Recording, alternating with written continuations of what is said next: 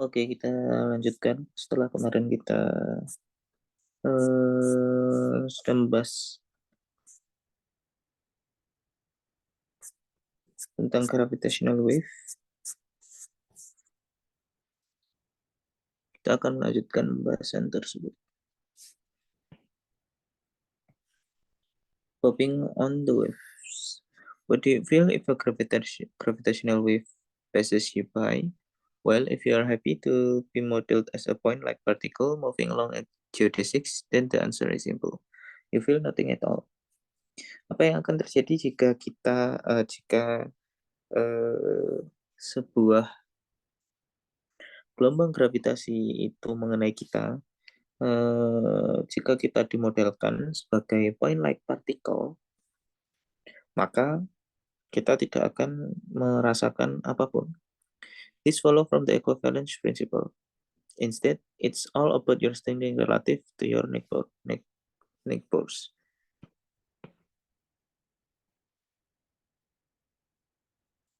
Ini karena prinsip ekuivalensi. Tetapi apa yang bisa kita observe dari gravitational wave itu bisa kita dapatkan ketika kita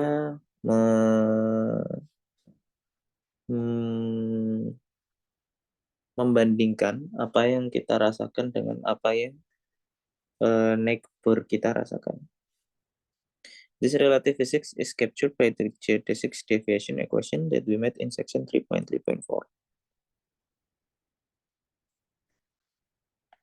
Consider a family of geodesics x mu, tau, s, with s labeling a different geodesics, and tau the affine parameter along any geodesics.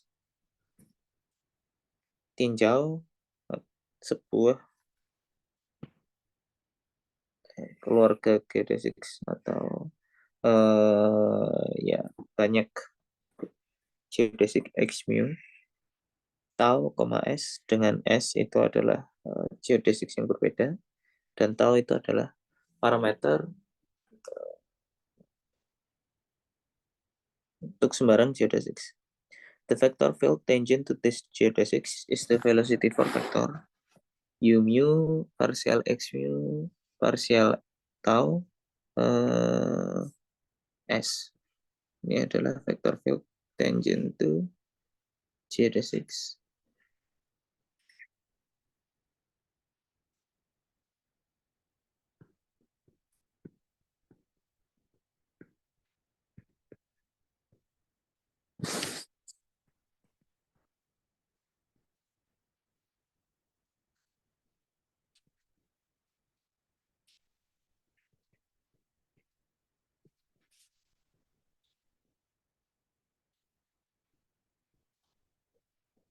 Meanwhile, the displacement vector S mu takes us between neighboring geodesics. Kemudian ada juga yang namanya displacement vector S mu.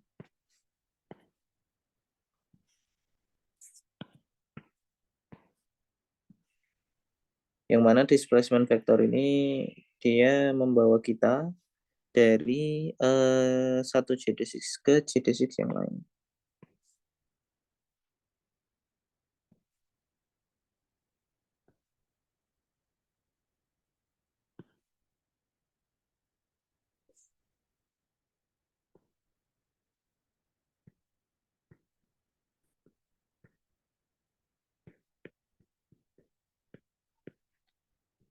We previously derived the geodesic deviation equation 3.3.9.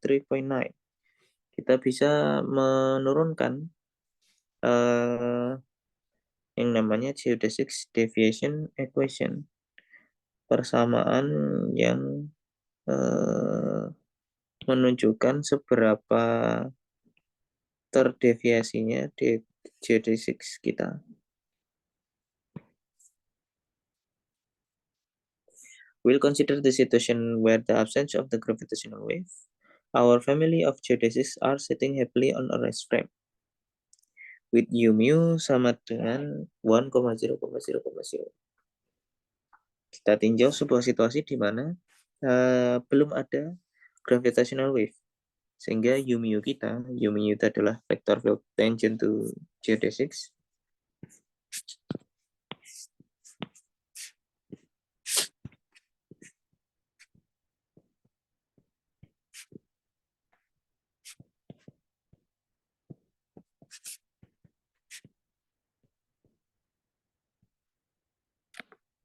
As the gravitational wave passes, the geodesics will change as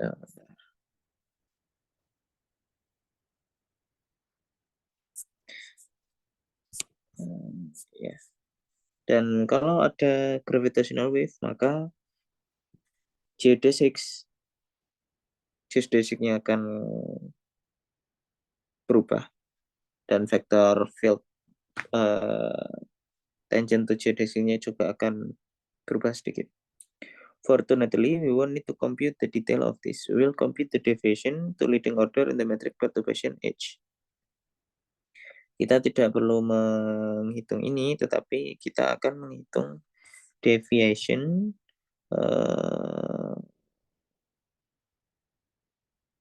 to leading order in metric perturbation H. But the Riemann tensor is already OH, which means that we can neglect the correction in the other terms. Tetapi tensor Riemann-nya itu sudah in the leading order H, sehingga kita bisa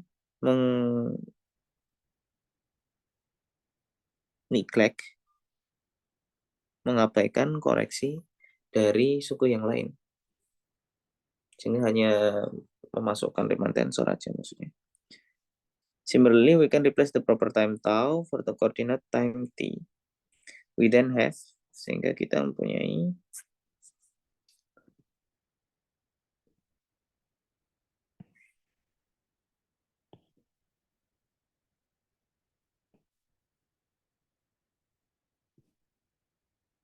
persamaan ini.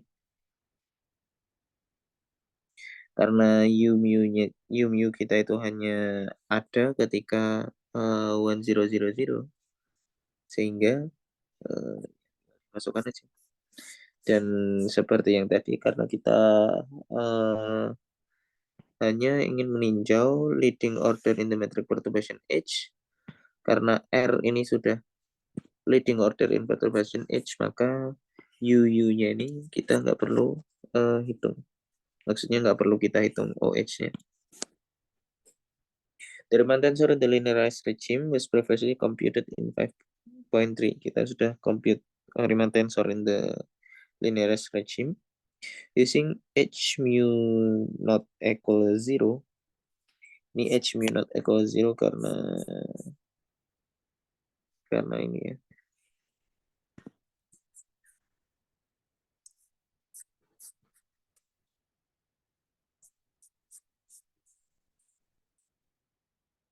The component we need is simply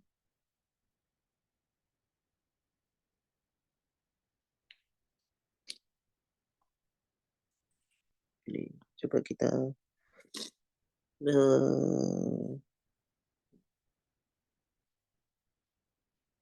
masukkan. Ini berarti rho-nya 0, sigma-nya 0. Rho 0, sigma 0, sehingga rho 0. Ini berarti 0 ya. Sigma 0, ini 0 juga. Ini 0, 0. Ini juga 0, sehingga sisanya cuma ini aja. Tapi rho-nya 0, sigma-nya 0. Sehingga turunan 0 2 kali. H nu lambda, G mu nu. Itu dia tidak bergantung dengan waktu, sehingga dia bisa masuk ke sini, kemudian naikkan indeksnya. Lambdanya jadi mu atau ya dia jadi ini. Our deviation equation is then, dan kita masukkan ini ke sini, sehingga geodesic deviation equation-nya jadi ini.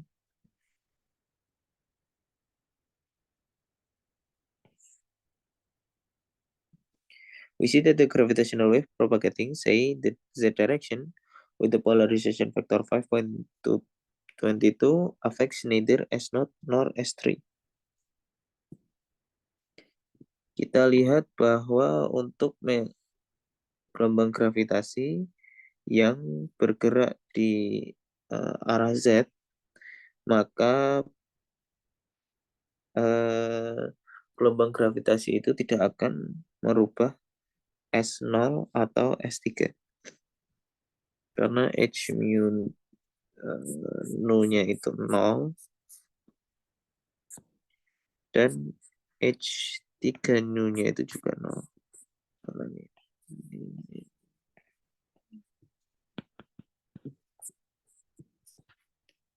The only effect of the geodesic is in the XY plane, transverse to the direction of the propagation. Jadi efek dari geodesiknya itu hanya yang tegak lurus dengan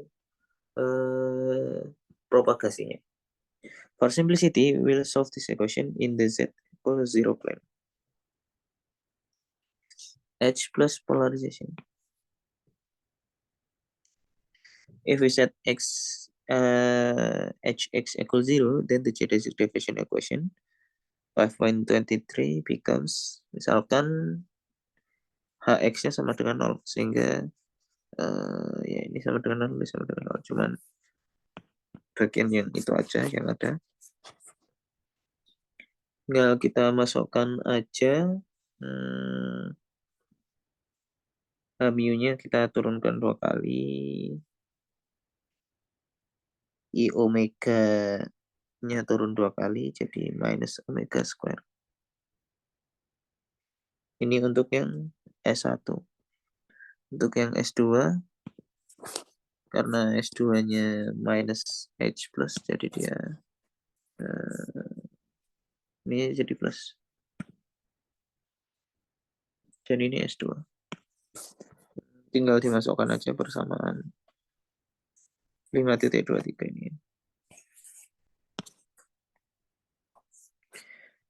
We can solve this perturbation in H plus, keeping term in order OH only. We have S1T equal S10. Ya, ini tinggal kita selesaikan ya.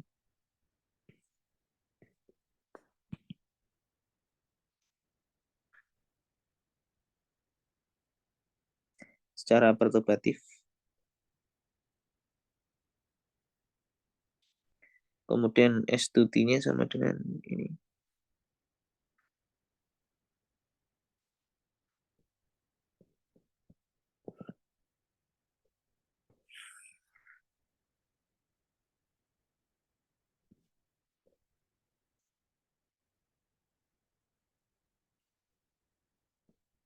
Where, as we mentioned previously, we should take the real part of the right-hand side.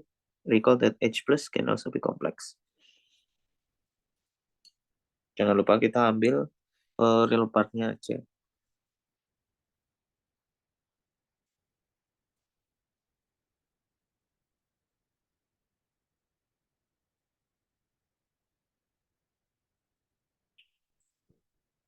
From this solution, we can determine the way in which geodesics are affected by a passing wave.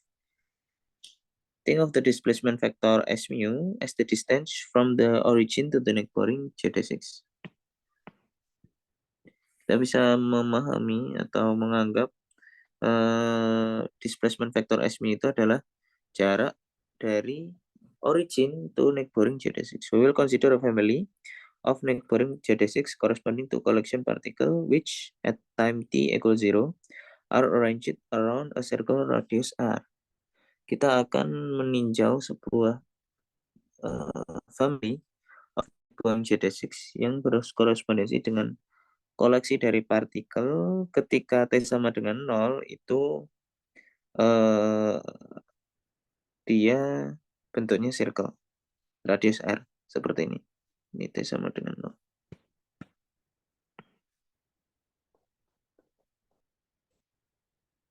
This means that we have initial condition S A t equals 0 satisfying S10 square tambah S20 square sama dengan R square.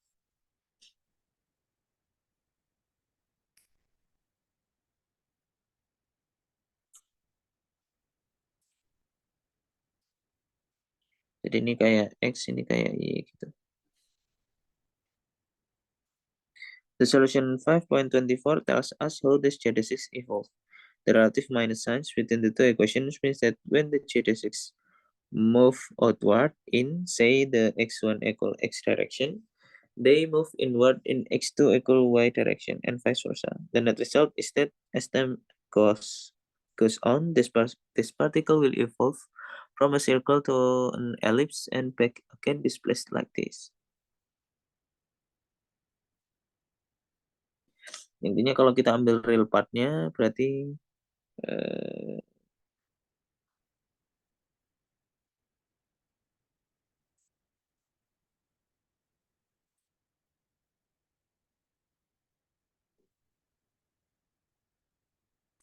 oke.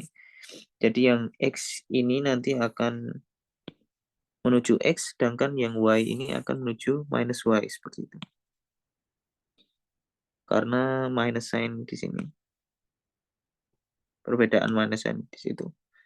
Sehingga X-nya ini akan bergerak ke kanan, C ke kanan, dan Y-nya ini akan bergerak ke minus Y. Dan karena dia periodik ya, ini kalau kita ambil real part-nya kan, nanti hasilnya cos, dan akan jadi seperti ini.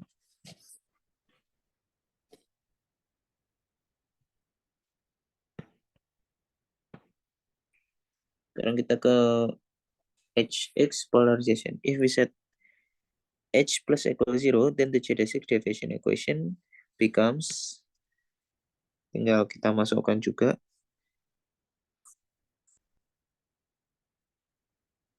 nah ini nu ya.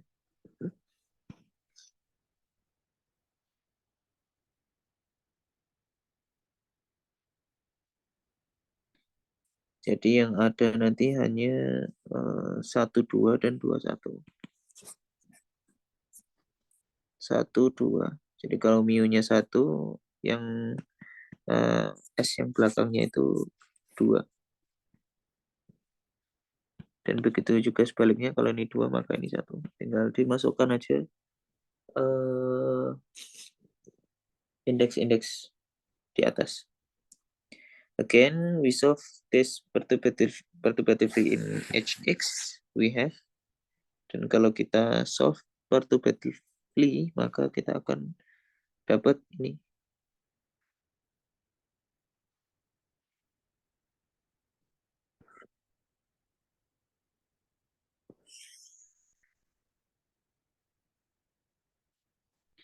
The displacement is the same as previously, but rotated by 45 degree.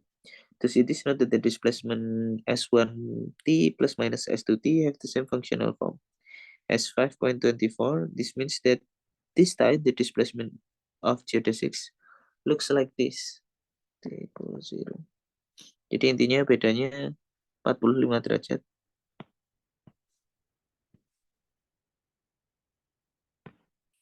Sehingga sesuai namanya, kalau H plus itu dia ya plus gitu ya. Kayak ya plus. Sedangkan kalau yang HX itu dia X.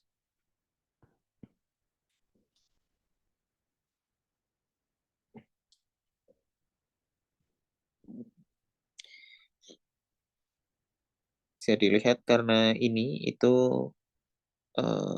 kayak kita merotasi 45 derajat dari S1 saja atau S2 saja. We can also take the linear combination of the polarization states. Adding the two polarization above gives an electric displacement whose axis rotates. Jadi kalau kita gabungkan, maka kita akan mendapatkan electric displacement yang dia axisnya rotates. This is analogous to the circular polarization of light. The displacement due to gravitational waves are invariant under rotation by pi.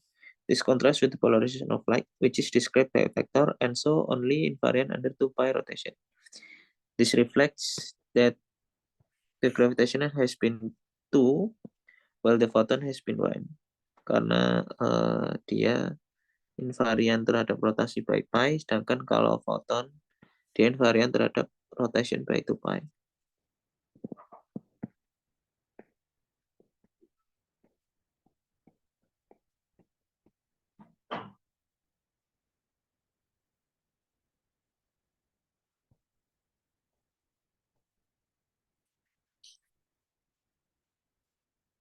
Gravitational wave detector. Gravitational wave detector are interferometer. They punch light back and forth between two arms, with the mirror at either end playing the role of test masses. Gravitational detector itu adalah interferometer. Mereka memantulkan cahaya bolak-balik antara dua lengan dengan kaca di ujung lengannya itu sebagai test masses. If the gravitational wave travels perpendicular to the plane of the detector, it will shorten one arm and lengthen the other. Jika ada sebuah medan gravitasi yang dia lewat secara tegak lurus terhadap bidang dari detektor, dia akan shorten one arm and lengthen the other. Jadi misalkan ada detektornya seperti ini.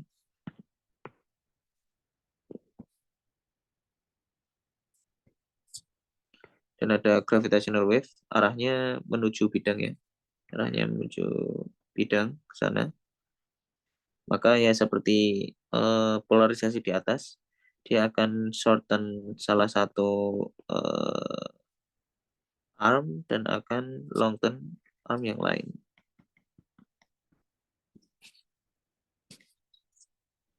With arm aligned along the x and y, if the gravitational wave travel perpendicular to the plane of the detector, it will shorten one arm and lengthen the other. With the arms aligned along the x and y axis, the maximum in the length can be read from 5.24. 5.24 ini ya.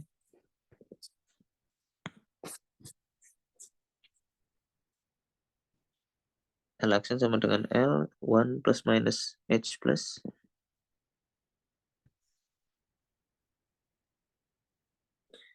Maka delta L per L sama dengan H plus on 2.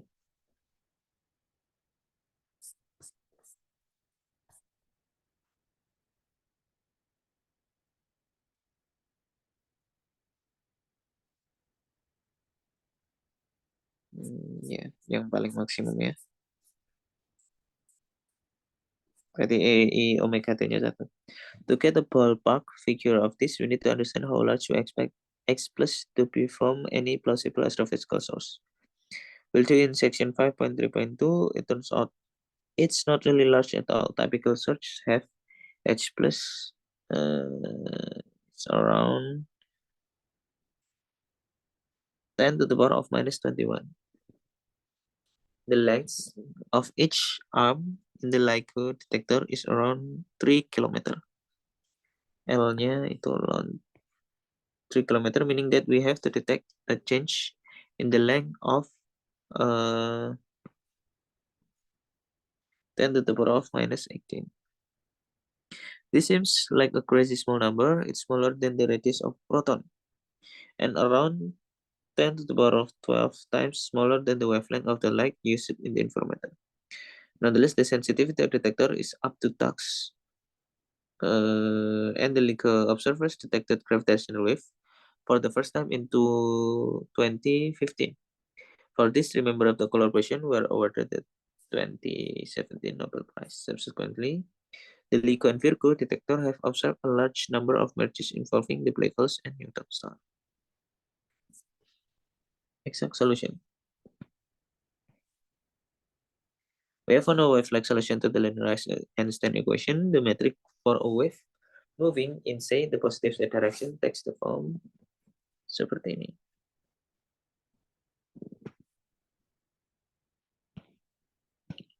Ini metrik dari space-time yang ada gravitational wave moving in the positive z direction. where A and B run from 1 to 2. Indices run over the spatial direction transverse to the direction of the wave. Because the wave equation is linear, any function h a b z minus t is a solution to the linearized Einstein equations. The form that we give in 5.18 is simply the Fourier decomposition of the general solution. 5.18. Okay.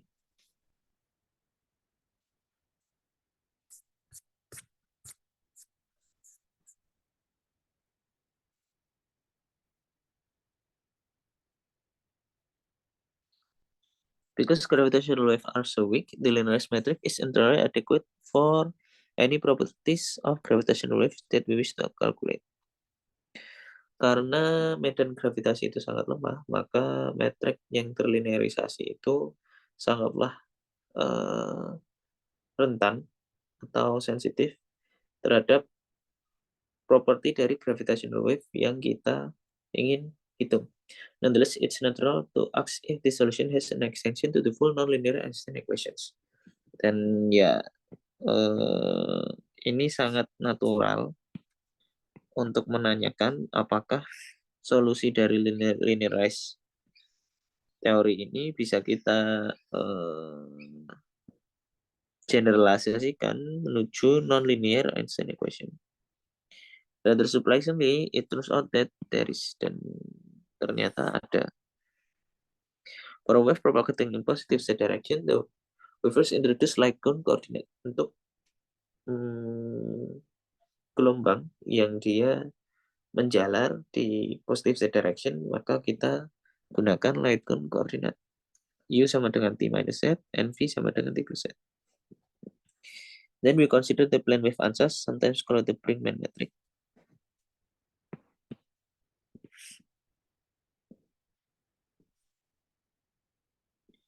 Plane wave answers atau disebut dengan Brinkman metric, dia bentuknya seperti ini. Note that our linearized gravitational wave 5125 is not of this form.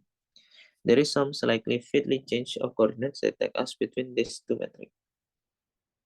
One can show that Brinkman metric is Ricci flat, and hence solves the vacuum Einstein equation. Bisa dibuktikan bahwa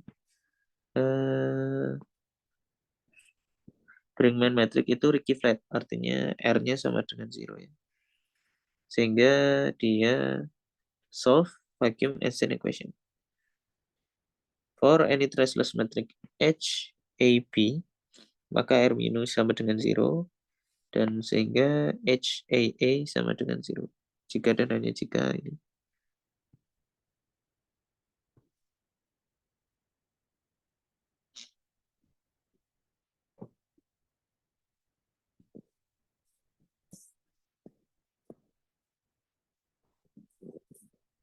Ini tinggal direct calculation aja ya.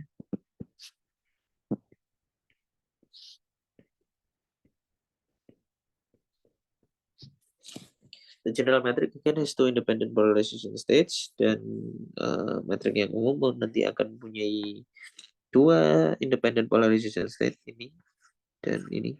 Cuman H11 dan H12 aja ya yang independent.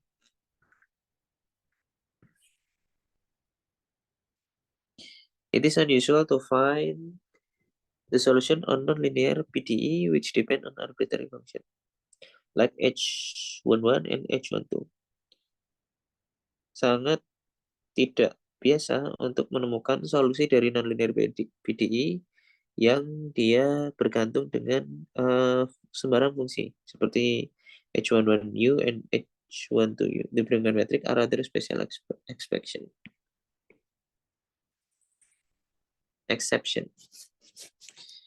Making waves.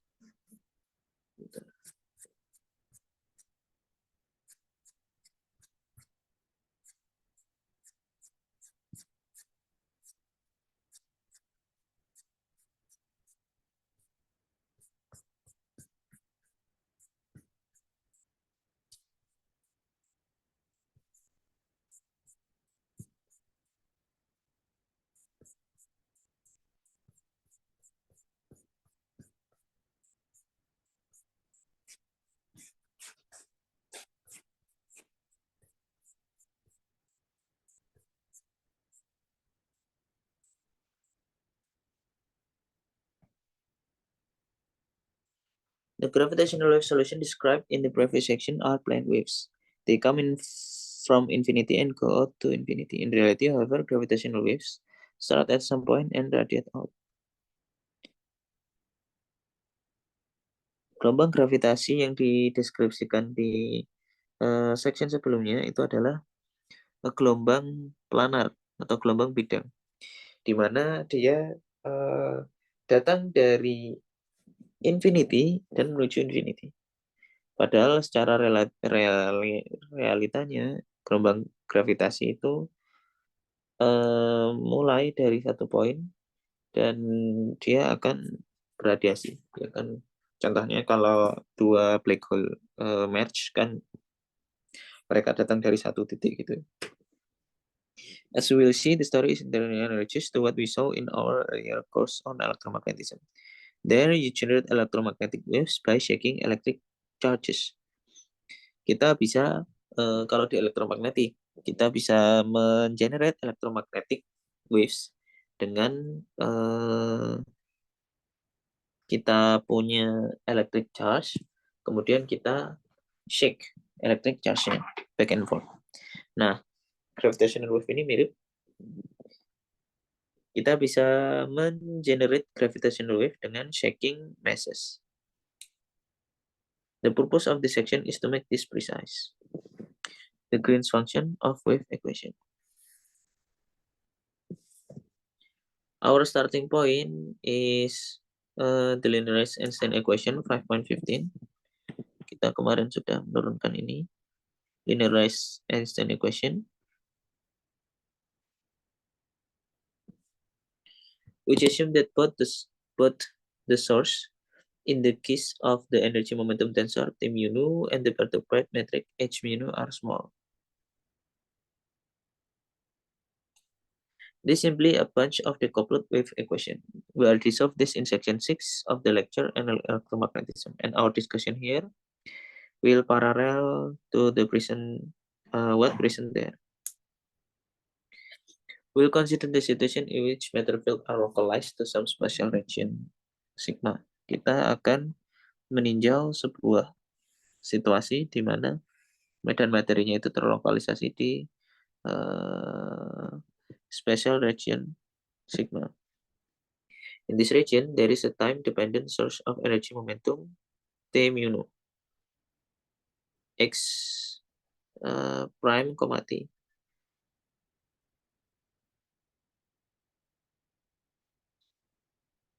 Ada time-dependent source of energy momentum T mu nu x prime, T, such as two orbiting black holes. Outside of this region, the energy momentum tensor vanishes. Dan di luar ini, maka di luar sigma ini, T mu nu-nya ini 0. We want to know what metric H mu nu looks like a long way from the region sigma. Dan kita ingin tahu bagaimana bentuk metrik H mu nu ini di titik jauh dari sigma. The solution to H.29 outside sigma can be given using the retarded Green function. Solusi dari 5.26 ini yang di luar sigma itu bisa kita dapatkan dari retarded Green function, yaitu ini.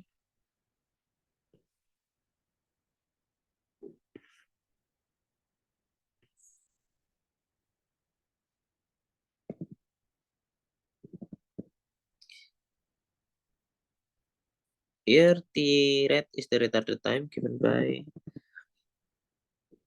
ini. T-ret itu adalah retarded time yang definisikan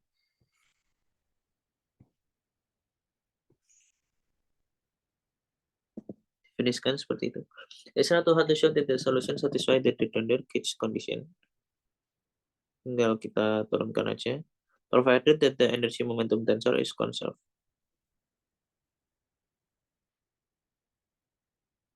Tinggal kita turunkan aja, nanti turunannya masuk ya.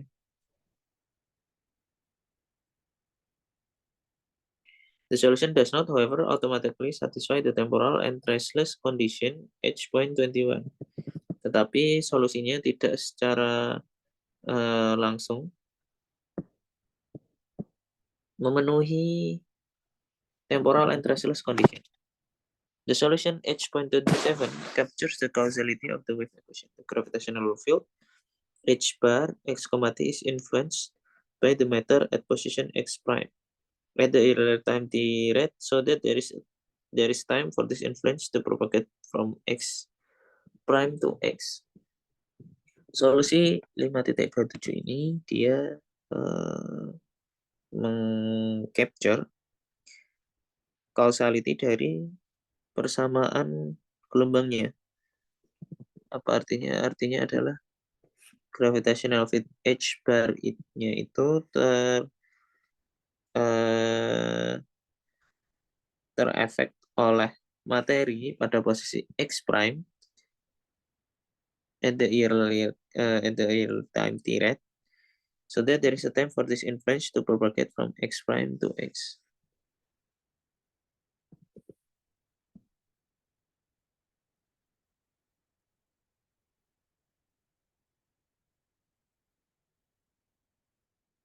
Oke. Jadi ini kan dia di X ya. Sedangkan dia nanti akan terinfluensi oleh matter di X prime. Dan karena wave itu nggak secara instan, tetapi harus ada waktu dari X prime menuju X, maka ya itu. Ini causality dari wave equation ya. We denote the size of fraction sigma SD. We are interested what happening at the point X, which is a distance R equal norm X away. If norm X minus X prime larger than D, atau artinya berarti jarak antara source dan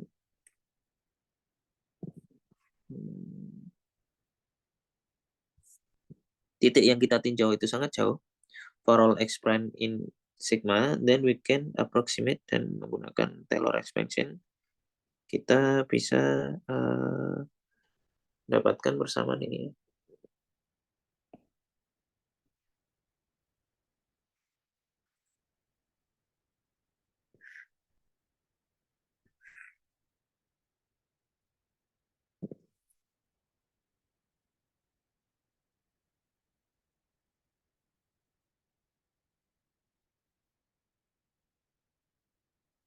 Di mana R-nya itu ini.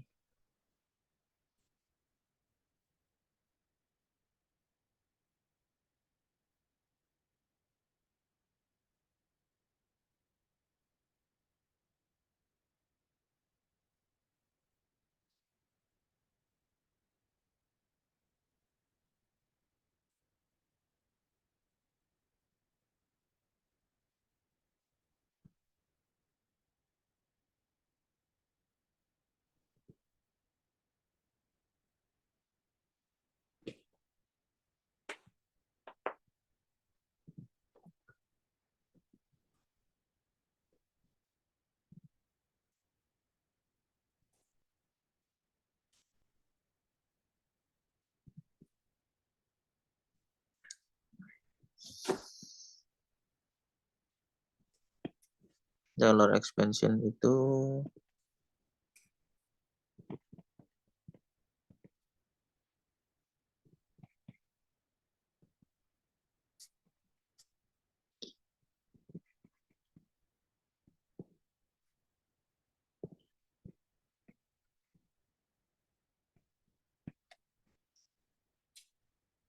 ini ya.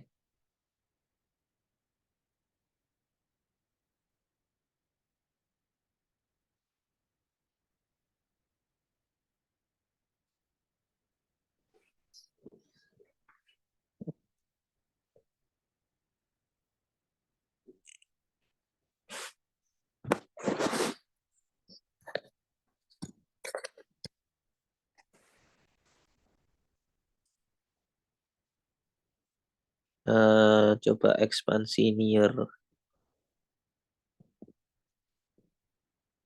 near X prime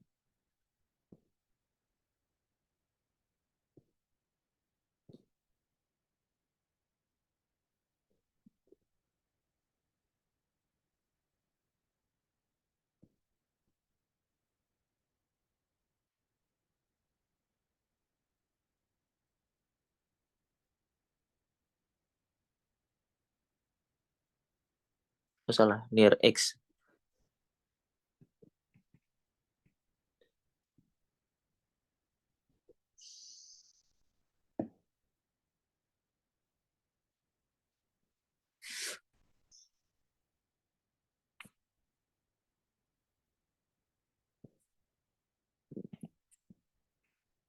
Sehingga kita punya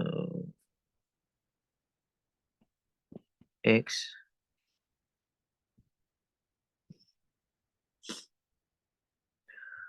kita turunkan terhadap X, coba ya.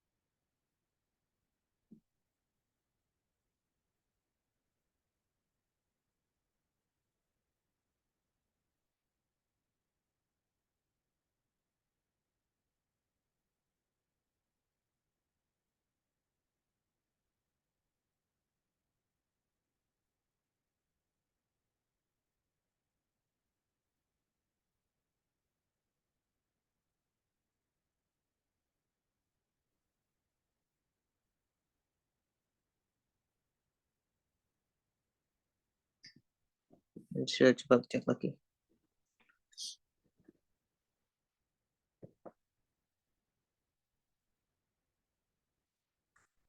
Also a factor of x minus x prime norm that sits inside the red equal t minus x norm. This means that we should also Taylor expand the argument of the energy momentum tensor, dan juga kita harus men-Taylor ekspansikan T mu nu ini. Now we'd like to further expand out this argument, but to do that, we need to know something about what the source is doing. We'll assume that the motion of matter is non-relativistic. Kita akan berasumsi bahwa gerak dari materinya itu non-relativistic. So that the energy momentum tensor doesn't change very much over time t relative terhadap d. That is, it takes light to cross the region sigma.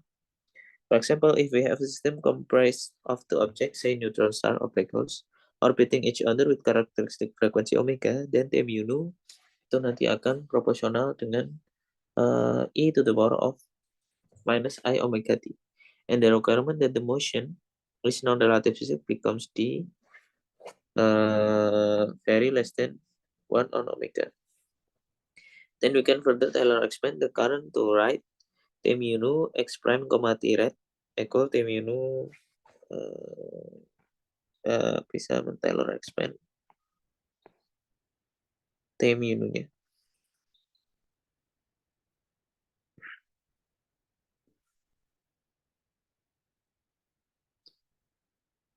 We have two Taylor expansion, H.28 and H.29 at leading order in T on R. We take the first term from both of this expression to find, dan kita tinggal masukkan aja ya Taylor expansion dari ini dan Taylor expansion dari yang atasnya, tinggal dimasukkan. Kita akan punya ini.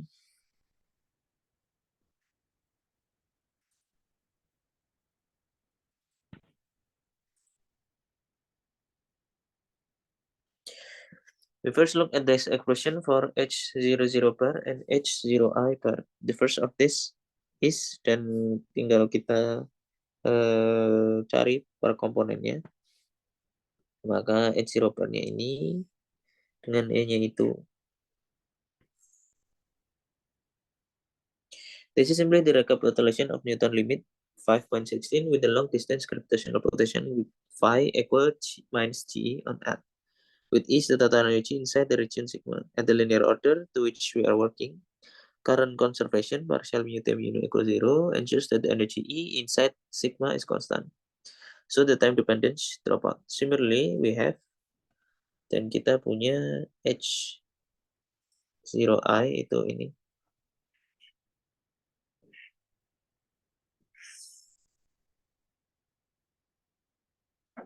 Dengan PI-nya itu. Here, PI is the total momentum of the matter inside sigma, which again is conserved. We can always go to rest frame where this matter is stationary, in which case PI equals 0 and hence H bar OI equals 0. This means that the choice we implicitly made in describing the Newtonian limit.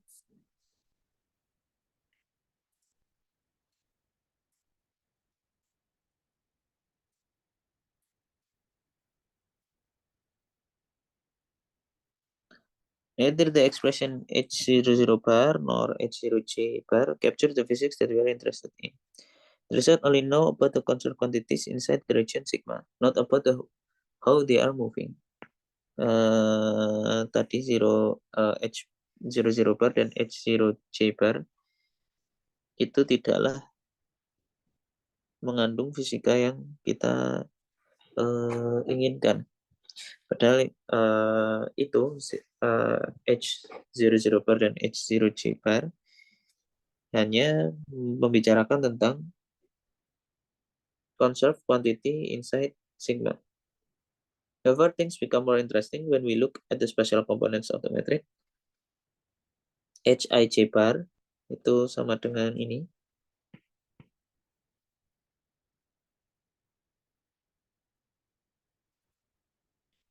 With Ij 1, 2, 3.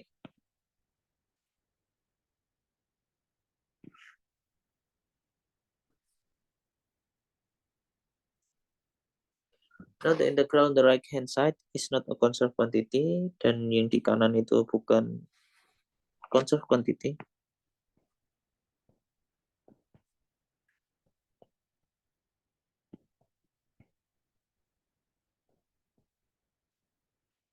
However, it is possible to relate it to certain properties of the energy distribution inside sigma. Claim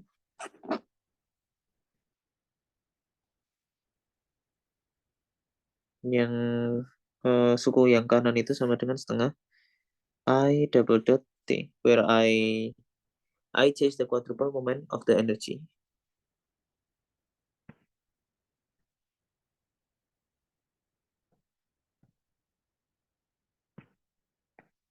Mana I nya itu ini.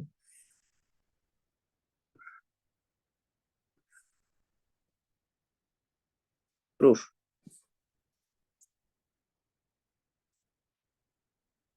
We start by writing Tij equal ini.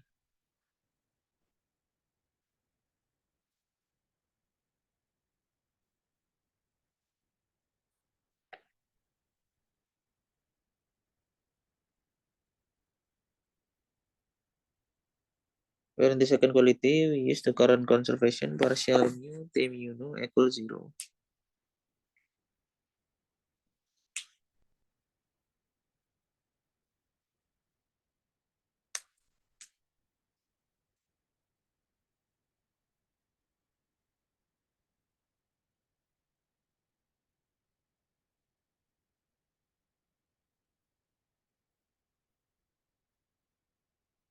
Ini kalau kita uh, pakai Leibniz rule, ini jadi partial ke TIK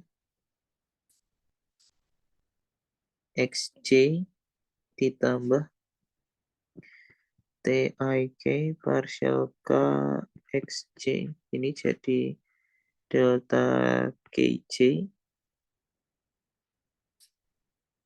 dikurangi partial K TIK XJ. Ini coret sama ini. Dan ini delta KJ mengubah ini jadi J. Jadi ini ya. Jadi cuma tautologi. Kemudian in the second equality, we use the current conservation partial mu T mu nu equal 0.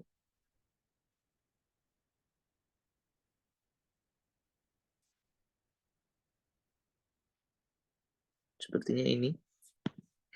Jadi partial 0 T0 nu di kurang ya.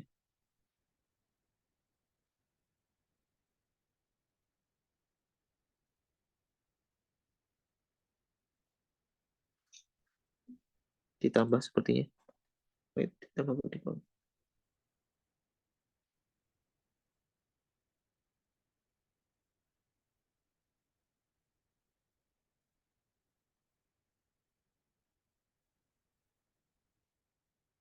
Ini ditambah. Tambah partial I T I nu equal 0. Sehingga kalau nu-nya kita ambil C, maka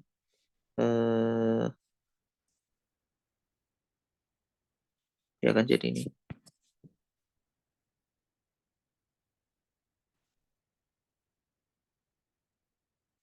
Tanunya kita ambil I. Note that the current conversion of the full theory is covariant mu T mu nu equals 0.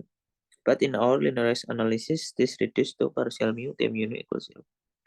For the T0 item, we play the same trick again. Symmetrizing over IJ, we have T0 IXJ equal, bentar.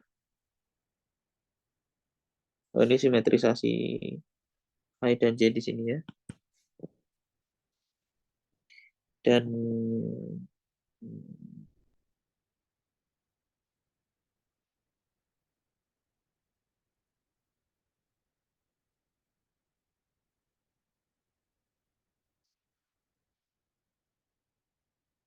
sepertinya ini juga sama ini kalau pakai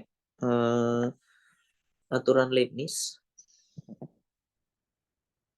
maka yang turunan terhadap ini nanti akan dicoret, kemudian jadi tambah yang ini, ya. Ini ke sini tautologi aja. Kemudian kita pakai yang mirip, kita ubah ini jadi ini, seperti yang tadi pakai ini.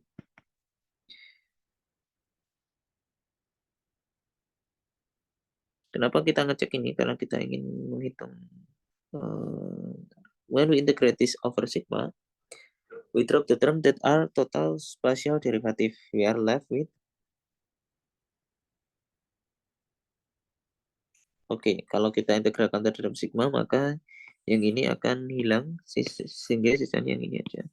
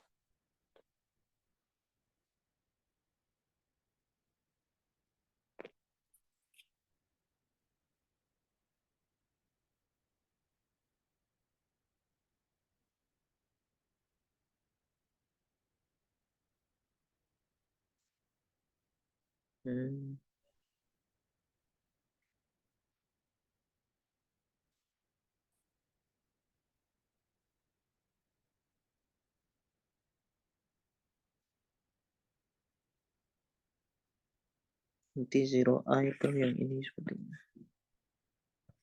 Ini ngomongin yang ini.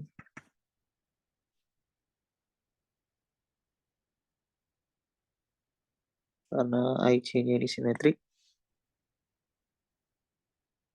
maka ini semua itu jadi ini.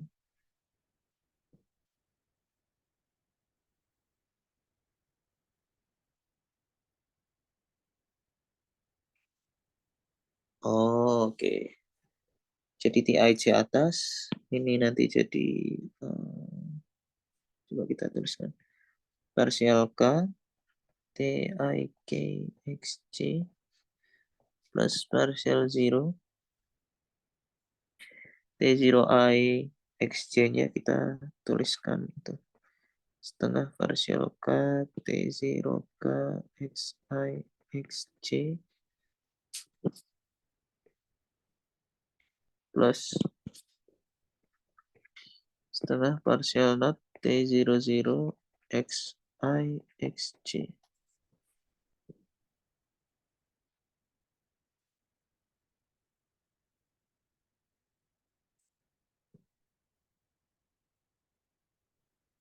Ya, ini jadi partial K TIK XJ ditambah partial K setengah partial not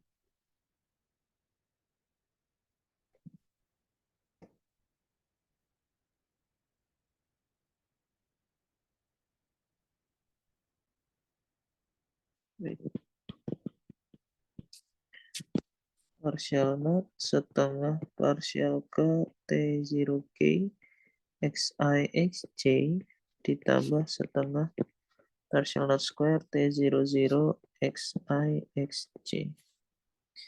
Ini kalau diintegrasikan terhadap spasial nanti akan hilang.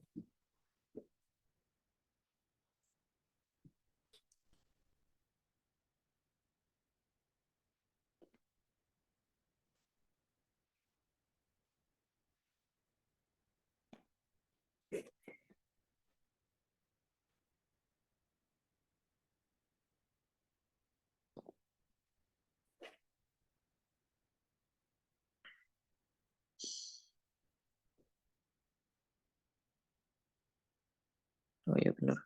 Kemudian ini bisa aku balik partial K setengah partial not T0K XI XJ yang ini juga hilang juga. Sisanya yang ini saja. Oke. Sehingga benar ini akan sama dengan ini.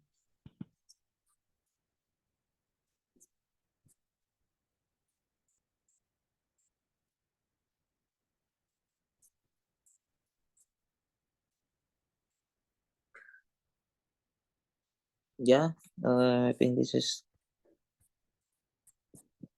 good place to stop. Kita sudah belajar tentang atau solusi dari atau apa yang akan terjadi ketika gravitational wave itu passing through object. Kalau di sini objek yang kita consider itu adalah ring seperti ini, dan dia akan ringnya akan bubbling kalau untuk H plus polarization seperti ini, kalau untuk yang HX polarization seperti ini. Dan bisa juga polarisasi itu kombinasi linear dari H plus dan HX. Dan solusi dari linearized teori yang kita bahas sebelumnya itu juga bisa di generalisasikan untuk non-linear Einstein equation. Dan kita membahas sedikit cara untuk membuat gravitational wave, yaitu dengan cara shaking back and forth sebuah gravitational mass. Dan di sini ya kita belum sampai akhir, kita masih membicarakan hubungan persamaan yang menarik, yaitu bersama 5 titik persamaan ini. Karena untuk H00 dan H01 ini dia hanya membicarakan tentang apa-apa yang terjadi di dalam sigma. Kalau yang ini dia merelasikan antara sigma dan titik di X seperti itu. Ya, yang ini juga sih. Cuman lebih banyak yang bisa kita dapatkan di bersama. Oke.